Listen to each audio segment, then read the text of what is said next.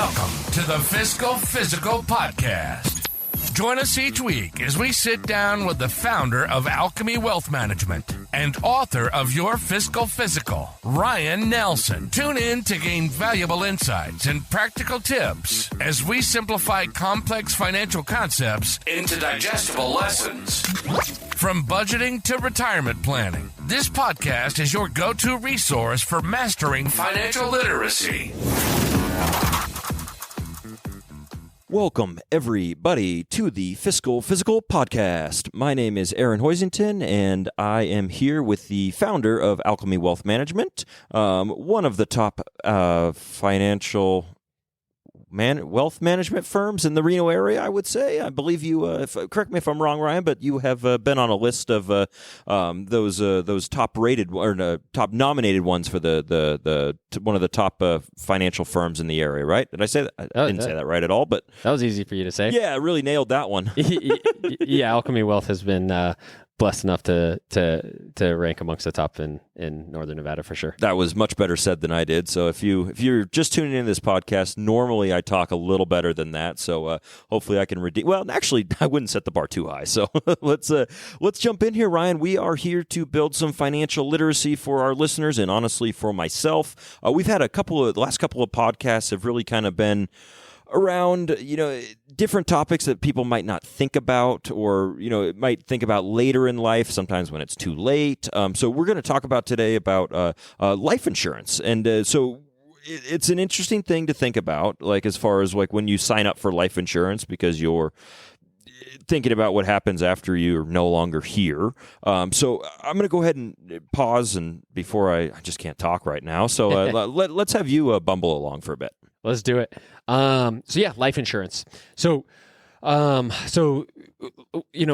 is life insurance? Who needs it? Right? There's a couple main things that I hear people talk about, or what we call term or perm insurance. So basically short-term or permanent insurance. So we'll talk about some of the differences in those. So again, before we dive in, I would say you're going to want to consult your insurance advisor on this. Again, don't take this as advice. We'll certainly hopefully educate you a little bit, and then you can give you some ammunition to chat with your insurance advisor on before you purchase anything.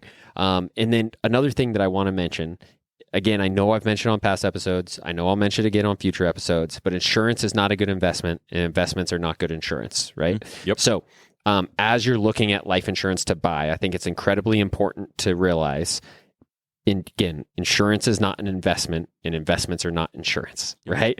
I think way too often life insurance products are sold as an investment vehicle. Mm-hmm. There are cheaper, more efficient investment vehicles out there. You do not necessarily want to use your life insurance policy as a retirement investment. So I'd say I'd put that kind of first and foremost. I know a lot of people, as they hear life insurance, they maybe saw something on TikTok or something, right? Yep. About how they can make all this money, and like the life insurance is the greatest investment of all time. I'd say just be wary of that. Yep. Right?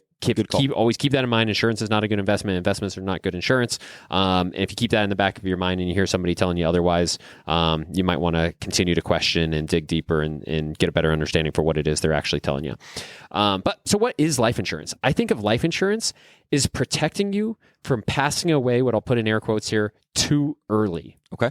So let's say I have a family and multiple kids, and maybe I'm the breadwinner of the house, and I don't plan to retire for another 15 years. Mm-hmm. Well, if something were to happen to me, God, what would happen to the family financially, right? Sure.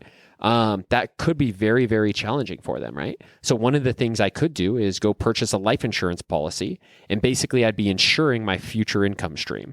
So if I to make math really easy, let's say I made $100,000, I was planning on working for another 15 years, that'd be $1.5 million of future income. In theory, I could go buy an insurance policy, $1.5 million. Mm-hmm. And now if anything were to happen to me and I passed prematurely, I'll put in air quotes, too early, then my family would receive $1.5 million, right? They could continue to hopefully financially pay the mortgage, put kids through school, right? Do whatever they needed to do. They would effectively be replacing my income, right? So that's one of the common examples of how like income replacement's a common example of why you might want life insurance. But again, it's to protect you from passing away, quote unquote, too early is the way I like to think about it. And then the other thing I would always say to be cognizant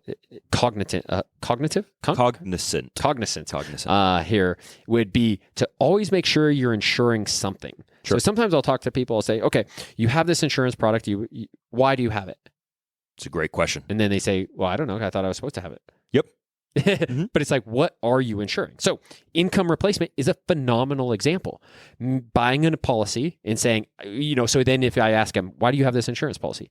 Well, I'm scared that if something were to happen to me and I passed away, my family wouldn't be secure. So I wanted to replace my income. Perfect. That's a phenomenal reason to have life insurance, right?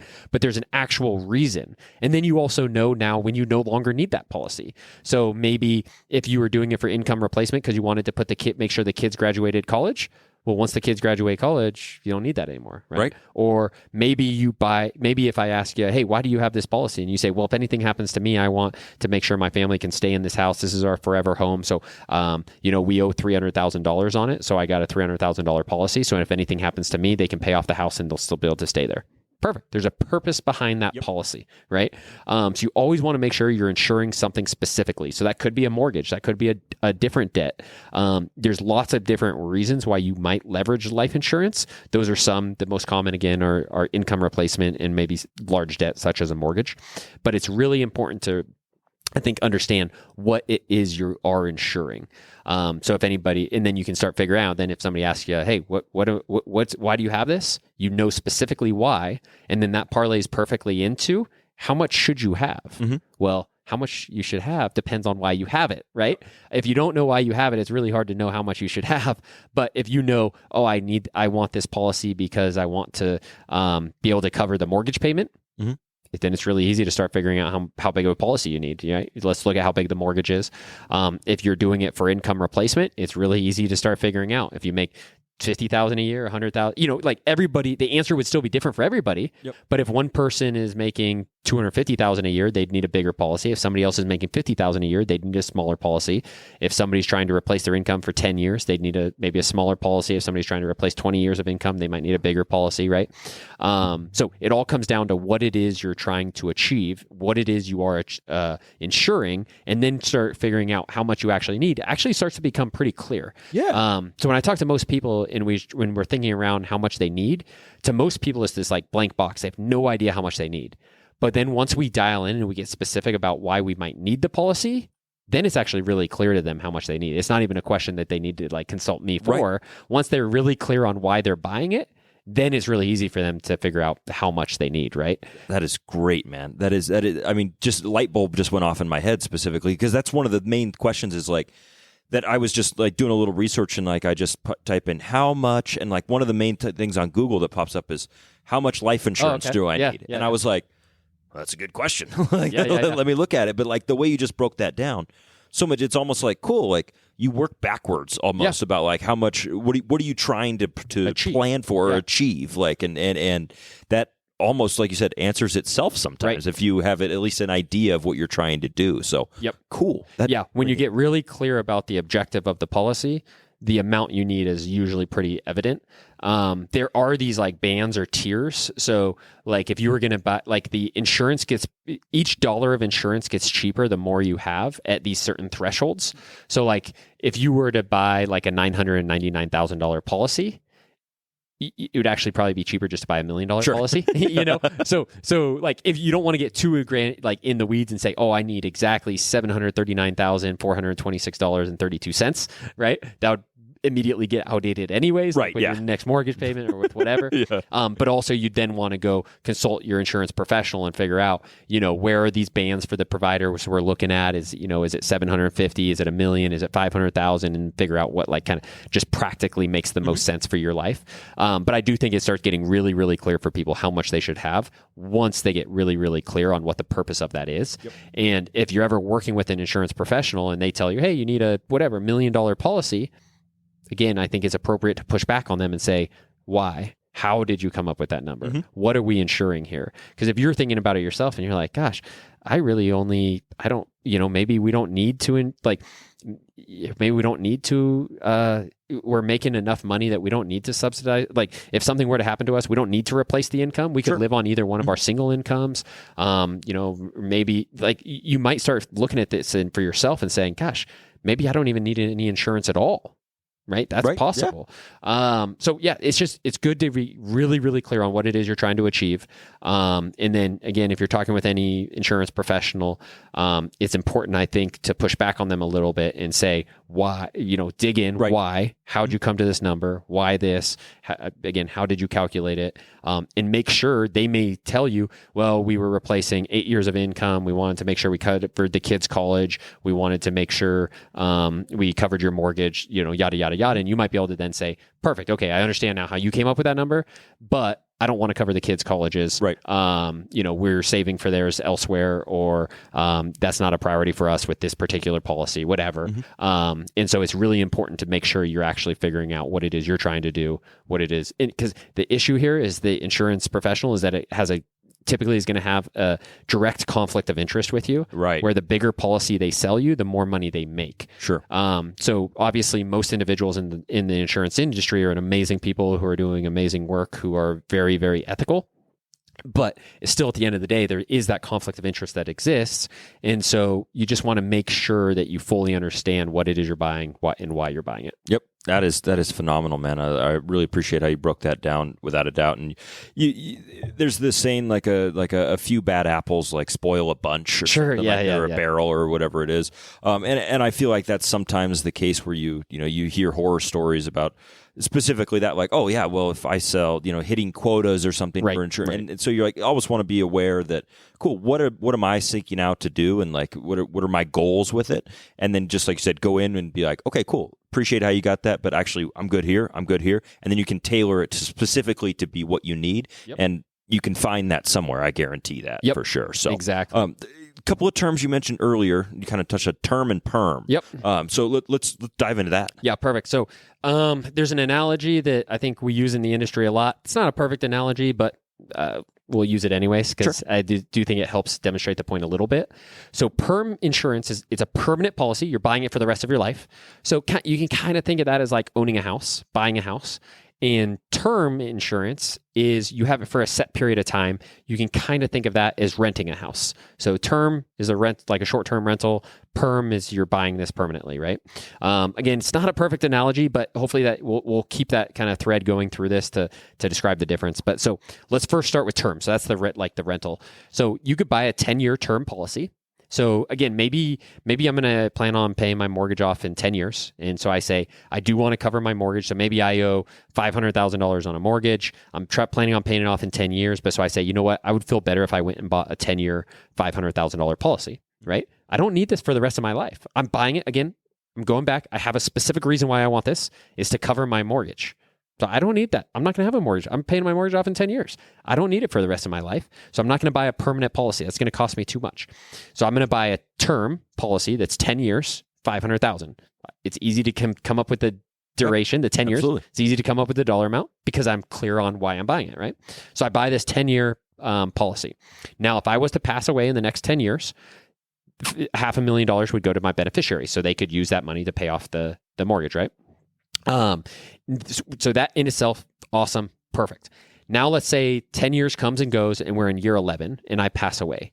Nothing happens, right? Gotcha. So it's just like if you rent a house for 10 years and you move out, you don't have any equity built up in that house. Right. You don't get money for selling the house. Like you didn't own the house. You were just in it for the 10 years. You got to take advantage of living in it for the 10 years. You move out, you don't get anything else, right? And so same thing, as you pay these term policies, you're covered for those 10 years, nothing else. Once you stop making your payments, you're no longer covered. If something happens, there's no benefit, right? So that's a term policy, pretty straightforward. A perm policy is a little bit different. Again, it's going to be for the rest of your life. So a term policy, the first one we talked about, the temporary one, I'm a younger guy. What are the odds of me passing away in the next 10 years? Well, the insurance companies have actuaries. They actually will calculate this. Sounds morbid, right? But they are actually going to calculate how likely is it that Ryan's going to pass away in the next 10 years. Sure. And I'll probably have to do blood work and stuff. So they're actually going to get pretty detailed in figuring out how likely it is that I'm going to pass away, right? And so they may come up with the conclusion, it's not very likely Ryan's going to pass away in the next 10 years. So is it unlikely we'd have to pay out So we can charge him a very small amount because it's unlikely we're going to have to pay out that $500,000, right? But if I buy a permanent policy, that means I'm going to owe this to own this for the rest of my life.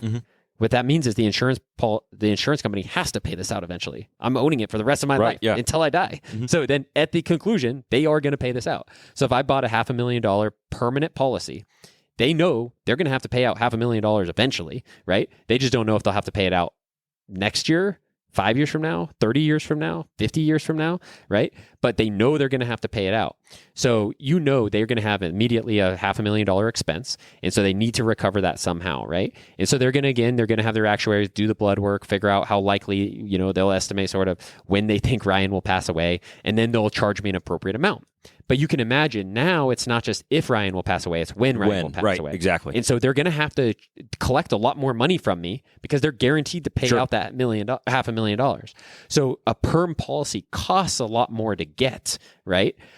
So again, it's important to go back to your goals. Why are you buying this policy? If you're buying it to protect you against a mortgage, you don't need that for the rest of your life. So you'd be wasting your money buying a permanent policy, right? If you're buying it to replace income, well, you were probably planning at retiring at some point where you were already you had a fixed amount of earnings years left in you, not to the end of your life. So again, if you're buying it to replace income, permanent policy probably wouldn't be the best fit for you, right? So again, if you're clear on why you're buying it, it starts to make more sense whether term or perm makes more sense to you. But one more thing I'll say about perm is you do actually start to build what's called a cash value in a permanent policy. So let's say you own a permanent policy for 10 years and then you decide, I don't want this policy anymore, so you stop it. It is possible that there'd be some cash value in that policy where when you stop it, you might get whatever, $1,000 back or $5,000 back, right? And so that's why the analogy of owning a house versus renting a house is sort of applicable. So again, if you have a term policy for 10 years and you stop it, nothing happens, you don't get anything, right? You just are no longer insured, you no longer have to pay premiums. If you have a permanent policy for 10 years and then you stop it, there is possible that there's a cash balance cash value that's built up, and when you terminate the plan, you could potentially receive that cash cash value. So those are some of the main differences between term and perm. Absolutely. And just being able to the housing analogy really, because most people have lived in a place, rented a place, potentially owned a place, and so having that kind of thought process on it of like, oh, you're building the cash, and that's where I think it gets a little. I could see how people could think of it as an investment in that regard. I can see how they could confuse the two with that there, but it's like you said, really important to not have them overlap in that regard. So one question I had, as far as like the payout on insurance, like a life insurance, say I have a $500,000 policy or $1 million policy, how does that work with taxes? Like that's always what I like to think. I'm like, hey, what's Uncle Sam getting out of this? Yeah. So life insurance benefits are paid out tax free. So if you had a $500,000 policy, something happened to you, and the beneficiary of that policy was your spouse would receive that $500,000 tax free. Okay, and then that's for any number. It can be like, say, if I had a $2 million policy, I don't know if there's a cap. Cool. I do believe so. I'm trying to think now, rack my brain. Yeah, I do believe so. Where you'd want to be careful with that is the estate tax law. I'm trying to think of where this comes into play with the with the federal estate tax. And if you were to leave it to an estate, there are ways where you would want to loop in estate planning professional to make sure you're doing that right as you start buying these large policies. The federal estate exemption is so large right now, it's not as applicable. But yeah, in general, all life insurance policy proceeds are going to the beneficiary tax-free. Excellent. I love it, man. That was a phenomenal breakdown of that there, and that gives me some food for thought as well, because I have a policy through my work, like a life insurance policy, and I recently bought more. When I had a kid, I was like, oh, I bought up, and I didn't really.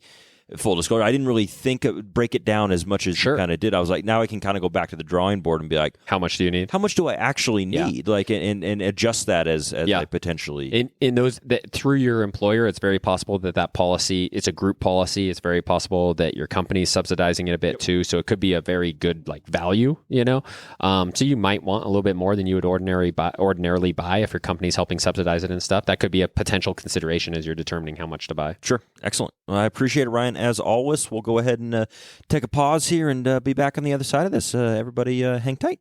And now, to put the personal in personal finance.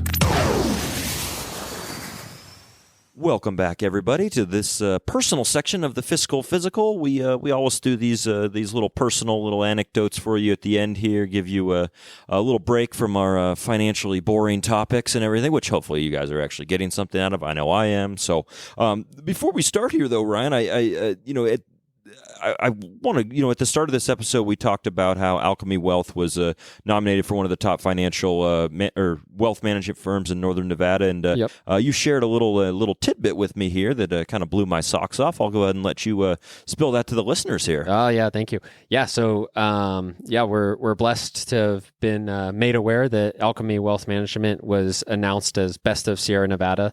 So we won the gold medal, so first place overall for Best of Sierra Nevada. So in the wealth management category, so that's like Reno, Lake Tahoe, Carson City, kind of in the Northern Nevada area.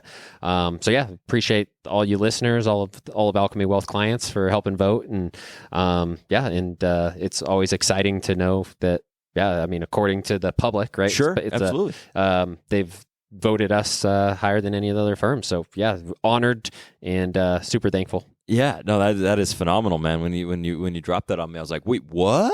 Like, this is so cool. Just to obviously, I kind of, you're one of those people that I kind of just expect these things. Like, I was like, oh, if he's going to do it, he's going to be the best at it. Sure. And so, or at least strive to be the best at it, and to see that come through the public as well, to like be like, hey, cool. Like, one can think they're the best all they want, but like until it's like kind of validated through like at least getting this gold medal through the public, that's quite the honor, man. So yeah, thank you. Yeah, big, we're definitely honored, and super cool that. Yeah, I mean, we were going up against some pretty big firms here. Without Nevada, a doubt. So definitely. Again, thank you to all the listeners and to all the clients, for you guys are the ones that did it. So yeah, appreciate it. Yeah, that is just awesome to hear, man. I'm sure that everybody's super proud of you, and everybody that you've made so many sacrifices to start this business and to really get after it. And so it's great to see. I love seeing my friends succeed in that regard. So yeah, thank you. Hopefully, it comes with a substantial cash value, which you can put right into my Roth. Yeah, it's like it's like the when they show in the Olympics, like when the U.S. like how much each country pays their Olympians. Have you seen those? Yes. It's like the U.S. pays like $27,000 for gold or something, and like Taiwan or something pays like $270,000. Whatever. It really is a fun kind of thing to look at with that. You're like, oh, look at that, like. Wait a minute, like, what is this actually? And you see people like just sell their gold medals because they're like, I can maybe make more than this. Like, somebody will pay more than what I actually got. So kind of in a similar vein, I think Best of Sierra Nevada with winning gold, I think they pay out $0.0. Yeah, but do you get a medal? Like at least a plaque of some sort? Yeah, I'm not sure. Yeah, like where we're recording this podcast is in Ryan's office, so I expect one of the next times that we come in here, I'm going to see a big plaque or a banner or something, or maybe they'll just hand you a big check that just says $0. That'd be fun. With a giant check with $0. Yeah, so awesome, man. Well, I think this is a great thing just to do with this personal section here, just to always got to celebrate our wins here without a doubt, and really proud of you, Ryan, and really thankful that you're part of my life and that we were able to do this podcast together. And so everybody, thank you so much for listening. Thanks so much for voting for Ryan, and hopefully you guys can join us in the future as we continue this podcast journey. But I'll turn it over to you, Ryan, to end us out here, man. As always, stay the course. Thank you for joining us for the Fiscal Physical Podcast. Until next time, happy listening. And as always, stay the course. If you have a question or topic suggestions, please email us at podcast@alchemywealth.com. If you enjoyed today's discussion, subscribe to the podcast to ensure you never miss an episode. And consider leaving us a rating and review on your favorite platform. This helps other listeners like you find the show. For more resources, you can visit Alchemy Wealth Management's website at www.alchemywealth.com or find your Fiscal Physical, the book, on Amazon. We'd be remiss if we didn't mention that personal finance is just that, personal. Please don't take anything we say as advice. The preceding content is for informational and entertainment purposes only. It's not an offer or a solicitation, nor should it be construed or relied upon for tax, legal, or investment advice. It doesn't consider your personal financial situation or objectives and may not be suitable for you.